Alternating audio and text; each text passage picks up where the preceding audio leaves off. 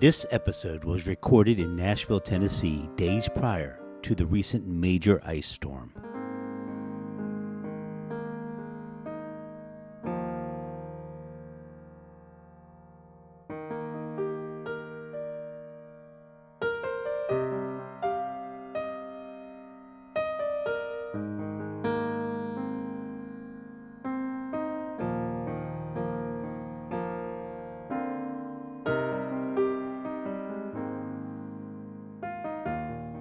God bless Central Tennessee and all areas affected across the nation.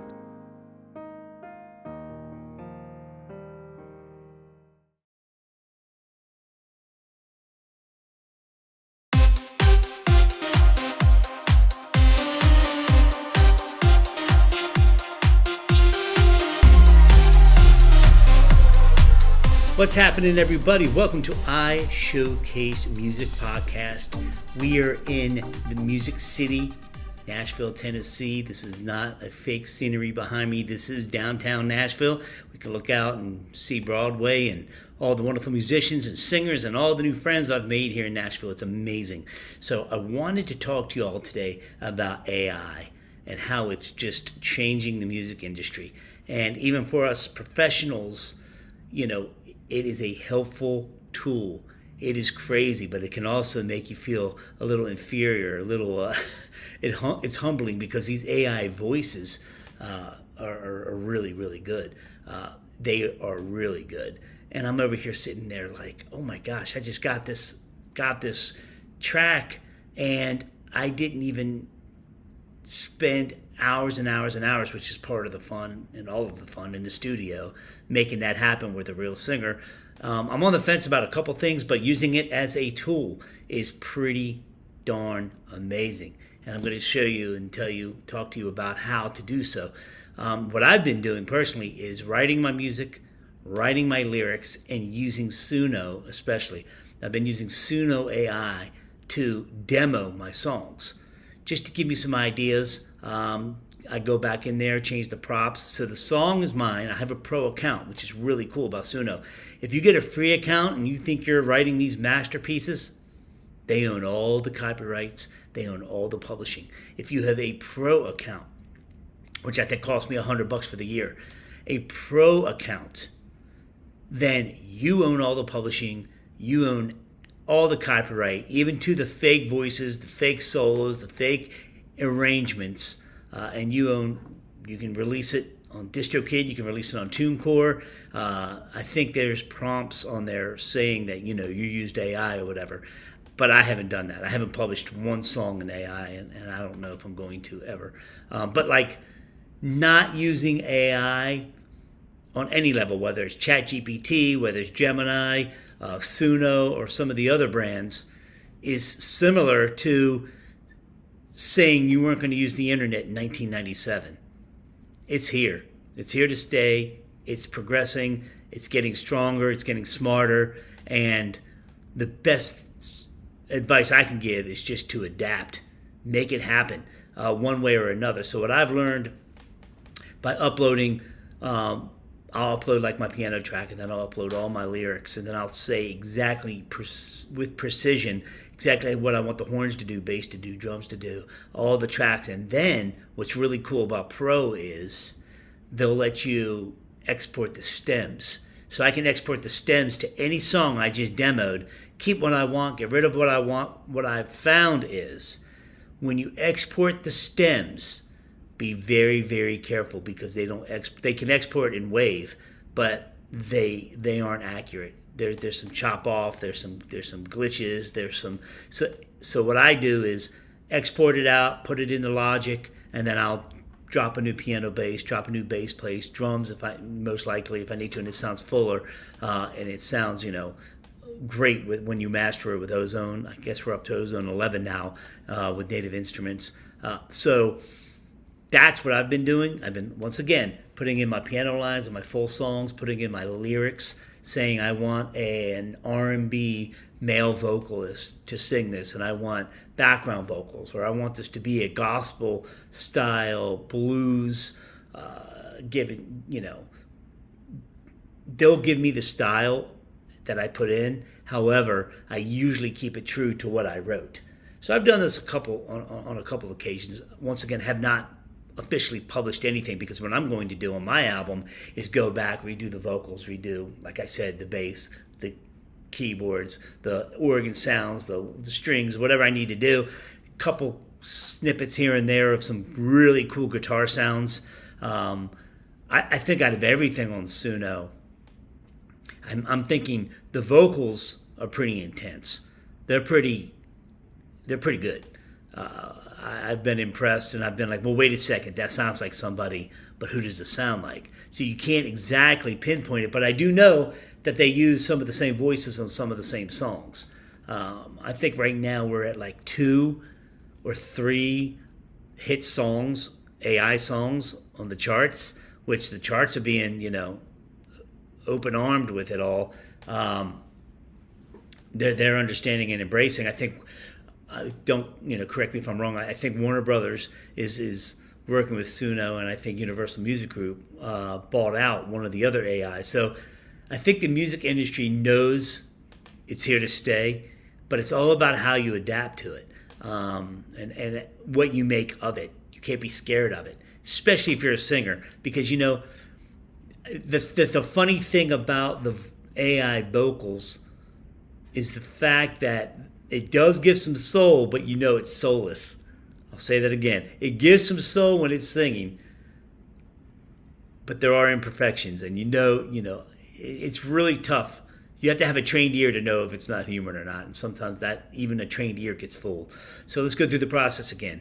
Put your song in there. Get the pro, first of all, to maintain your copyrights and your publishing, get the pro account if you're using Suno. Put your guitar riff in there, your guitar, the whole song on guitar, the whole song on piano, the entire song. Put the entire lyrics in there, typed out. Tell them the exact vocal you want. Tell them the style you want the song to be and what your intention was from the beginning, and let it rip. Then you can go to, I think version 5.0, 5.3 or something like that. It'll master. So you can master it. It'll give you the best sound ever, and it'll also give you 2 to 3 different renditions of that arrangement of your original song. So what I'm finding out as a producer is music I wrote back in 2016, 2017 that with iShowcase TV and everything else going on, I haven't been able to get to in 10 years. I'm able to turn and burn and boom, and maybe get some sync licensing and get some, publishing going on. And I'm not, sales are pretty much dead, but some streams are always wonderful, and Spotify and all that good stuff. So I'm anxious to see where we're going to be in a year from now. A lot of things are changing business-wise. But Suno, you're still, according to Suno's bylaws and terms and agreements, you're still liable, so don't get crazy. People can still come after you and say, well, that's my voice. Well, that's really hard to prove, unless it's Justin Bieber or Taylor Swift or somebody, directly that you're using. There are some songs that could sound similar to others, but if you write your own music and you put it in there and you just want some ideas, you just want to get some really cool ideas, I don't think there's anything wrong with that. I think it's actually really, really cool. Now, how does that work with, in Nashville especially, there's so many songwriting committees, songwriters nights at Bluebird, Fox and Lock, and all these awesome places. How does that embrace AI? I think it trains AI. I think the more we put into it, the more input it gets, the smarter it gets, and the better the recordings become. So it's an interesting time we live in the music industry. As a producer, I'm loving it. As a songwriter and artist, as an artist, it pisses me off because these vocals are better than anything I can record. But I'm going to still try because I still have this soul, and try to pull off a couple really cool things. But as far as background vocals and stuff, if I don't have I think it's 2:30 in the morning, I'm going to call up a background vocalist to come record. That's a little creepy, right? So to get AI background vocals and to just blend them in to where you can never tell. You can never tell. I don't know how much you all have played around with it, but I'm telling you, you're in store. If you start messing around with it, it can get kind of addictive. On the video side of things, I've been using Sora just to be funny with DJ Crazy Scott, which is my DJ name.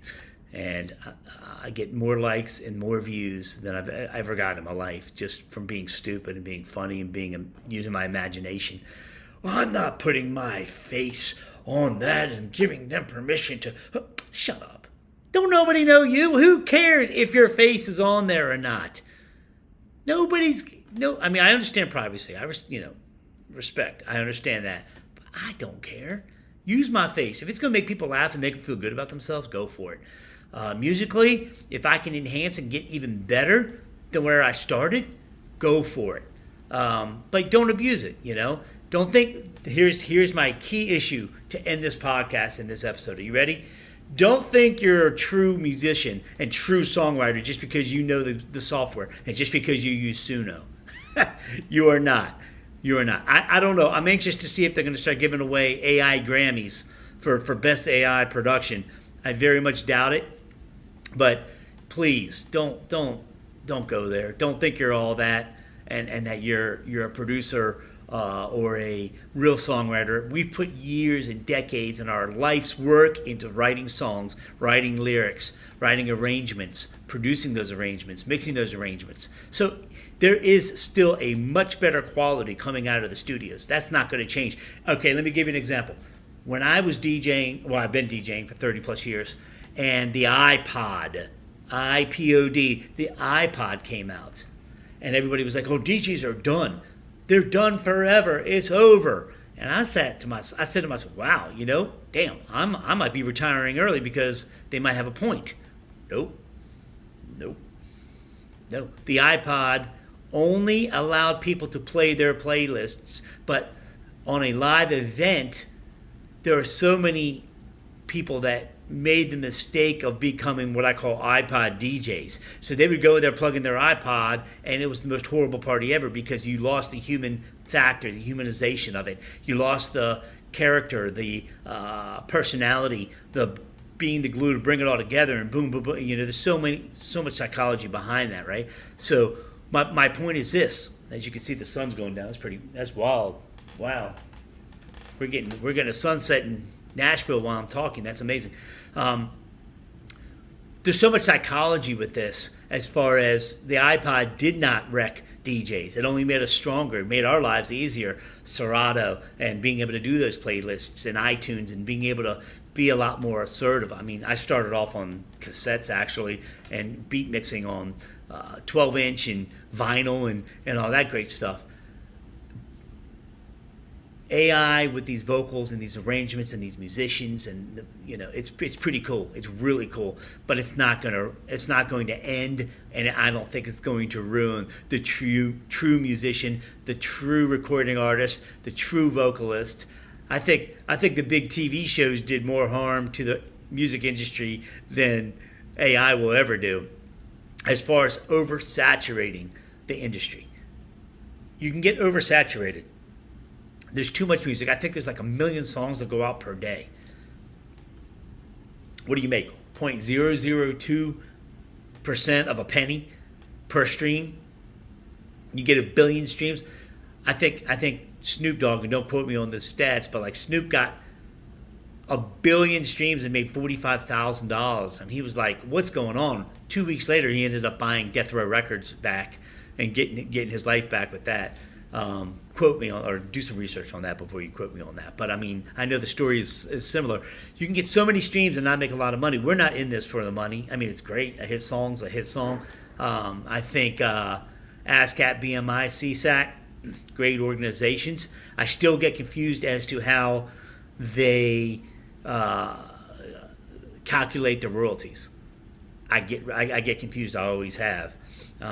But they seem to do a good job, and they seem to be very supportive of the music industry, and they have so much power with bars and nightclubs and making sure they go out there, and these people are paying the licensing to play this music that are paying for the licensing to be able to play the music that's entertaining all their guests, whether it's during dinner, whether it's during even Muzak and or it used to be called Muzak, I think it's called Mood now, atmosphere music. Everybody should be getting paid if their music is being played and being heard and entertaining others. And I'm an advocate for that for sure. The sun is going down in Nashville, Tennessee.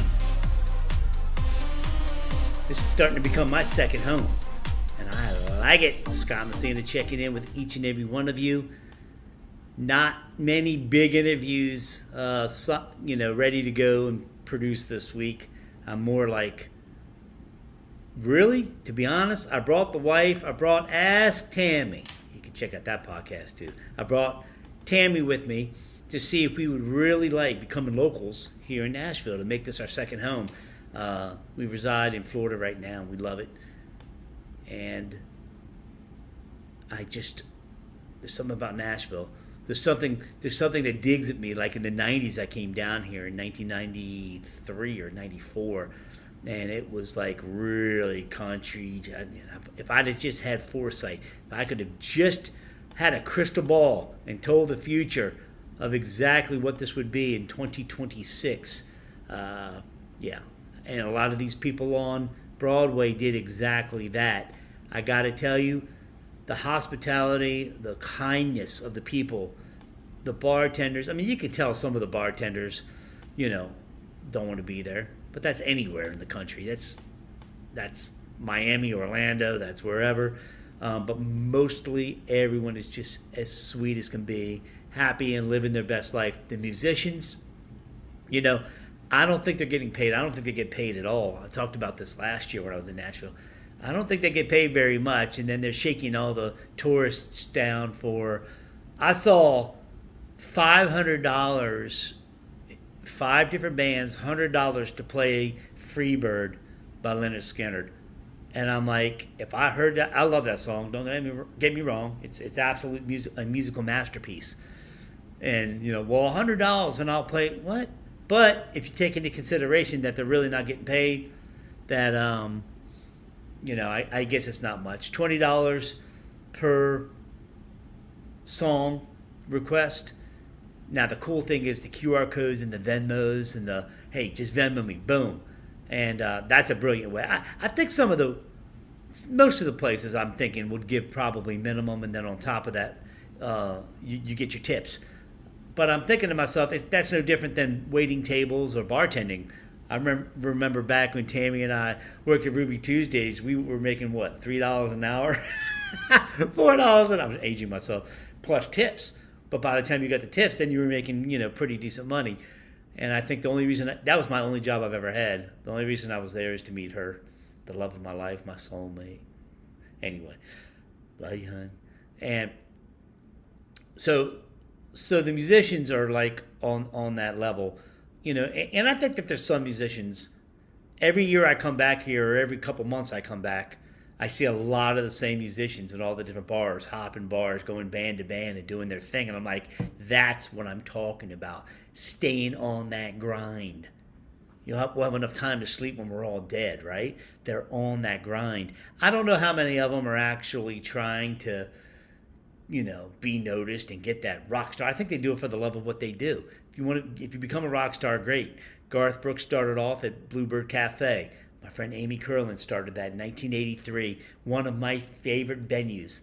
I think one of my 2 favorite songwriting and open mic night venues is obviously the Bluebird Cafe, and now Leaper's Fork, Fox and Lock, right on the strip in Leaper's Fork. Oh, it's so much fun going there and just seeing these talented people who some of them don't even realize how talented they really are. So I like going there as a producer just to listen, just to take a picture of all the names on there, follow their careers, follow their tours. You have somebody in a full tour getting ready to go out, but you'll have somebody on the microphone performing for the first time ever.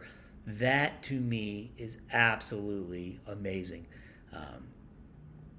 So Leaper's Fork, Fox and Lock, definitely check it out. Bluebird Cafe, obviously over by Vanderbilt. Beautiful. Been around forever. So many superstars, like I mentioned, Garth Brooks, Taylor Swift. Tim McGraw, I think. Anybody who's anybody pretty much came out of there or came through there. And then the Leaper's Fork side of things, you have the Chris Stapletons, I hear, I don't know, there's a bunch of celebrities over there. I was told today by a realtor friend of mine, Jen, she said, You have to, in their bylaws, there are so many celebrities that live in Leapers Fork. You have to be voted in to be able to move there and live there as a resident.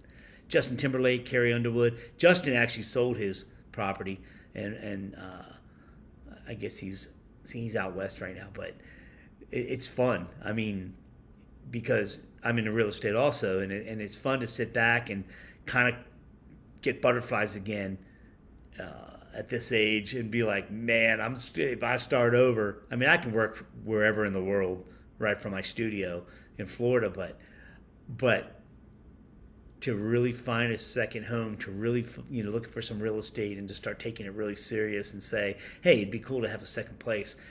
Well, why not do it in Music City? Let's go.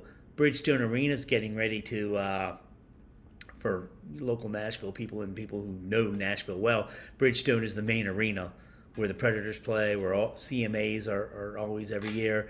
And they, at Bridgestone, are getting ready to do renovations. I heard 75,000 square feet, and it's supposed to be the largest rooftop bar in Nashville, which would make sense.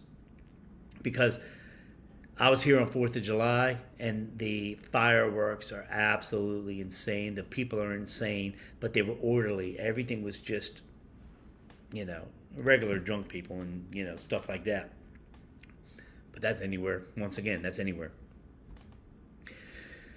The fireworks off of a rooftop bar, that's where you want to be. New Year's Eve, 4th of July. I got to give a shout out to Posties. Post Malone. Post Malone has one of the sharpest, cleanest, and he has the newest bar on Broadway. He took over this nice little pizza joint, I forgot what it was called, right next door to the Johnny Cash Museum. He took that over, and then he took over, I forgot what it was, but this huge space right on that corner, so he pretty much encompasses that whole corner. The bands are great, the LED screens, what they've done in there technically, if you're a techie like me, unbelievable. They're doing the 1.9s, they're doing it's just sharp, it's focused, it looks like a performance. The only bad thing is that their lighting grid on the ceiling is a Dallas Cowboy star, and I'm not necessarily a Dallas Cowboy fan like Post Malone is, but I'll give them that. They did a good job. They did a really good job. They had a hell of a grand opening. Go on YouTube, you can check it out. Every star and their mother showed up. Luke Bryan's doing his thing. Kid Rock, always consistent. You go into Kid Rock's place, oh my gosh, it's just total energy. The bands are just doing what they're doing. They're rocking, and I love going up Broadway. Love to go to Hank Williams. I got this Hank Williams Jr. bar.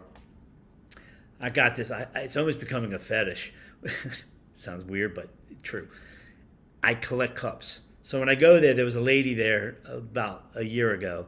Her name was Big Ange, and she showed me her arm, and it was tattooed. And everybody who works there, anybody who went there, they knew Big Ange. She wasn't even that big, but I just thought it was funny. That's what she liked her nickname to be. And I said, I love these cups. They're just plastic cups with Hank Williams Jr.'s face on the damn cup. She was kind enough to give me 10 at the time. She just gave me a stack. She was like, there you go. Every time I come back to Nashville, everybody laughs at me. I go into Hank Williams. Ask the bartender, this is what Big Ange used to do. Can you do it for me? I got some more Hank Williams cups. Because when I take them back to Florida, you hear all that? I don't know if you can hear that in the background. There's something going on. When you go back to Florida, you take them back there, and people drink out of them and throw them away. It pisses me off. So I got to keep replenishing them.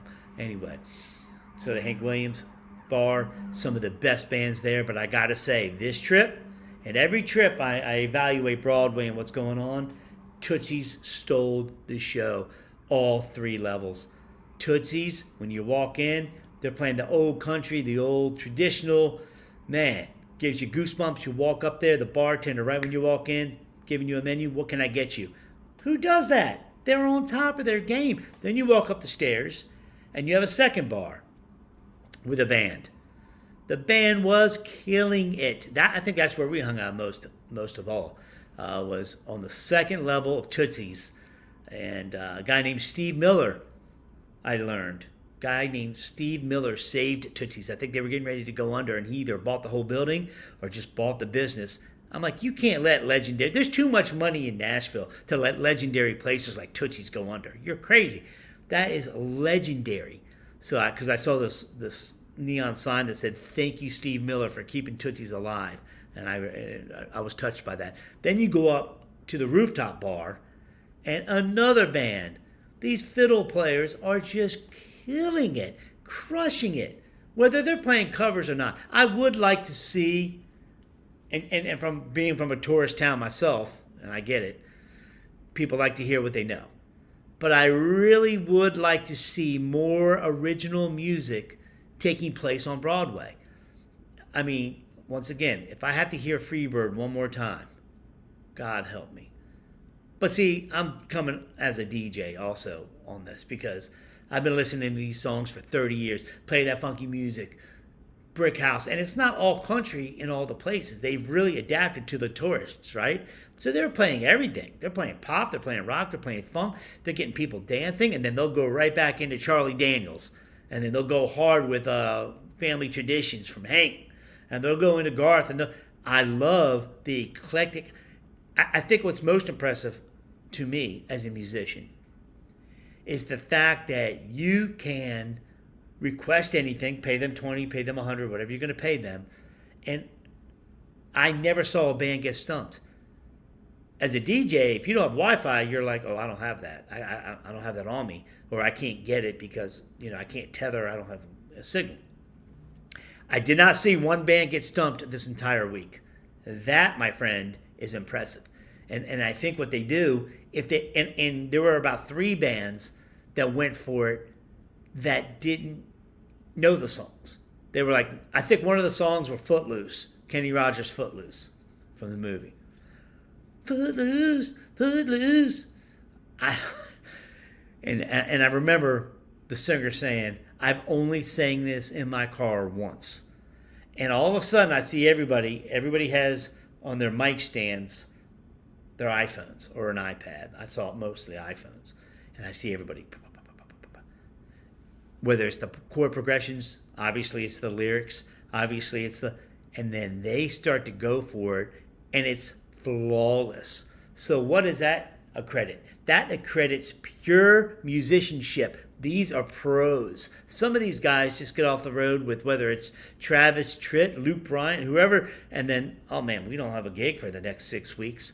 We might as well go kick Broadway. Play for beers and $50. Let's go. Because you know what it does? It keeps your chops up. These are the people that love their instruments. These are the people that aren't about it and aren't in it for just the money. They're going to make their money because they're doing what they love. So for you young musicians out there and young producers, do what you love and you will become successful. The second you're doing it and putting yourself in a compromised position because, oh my God, I got to have a hit song or else I'm not going to survive.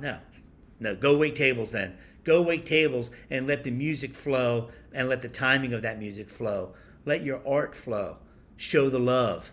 Never give up. Never give up. No. That video is so funny. That me, my God. Never give up. No. Seriously, don't give up. Keep rocking. Keep writing. Keep singing. Keep loving. Scott Messina signing out. iShowcase Music, live from Nashville, Tennessee. We're doing what we do. The sun is now officially down behind me, and I hope you enjoyed yourself. Tune back in for the next episode.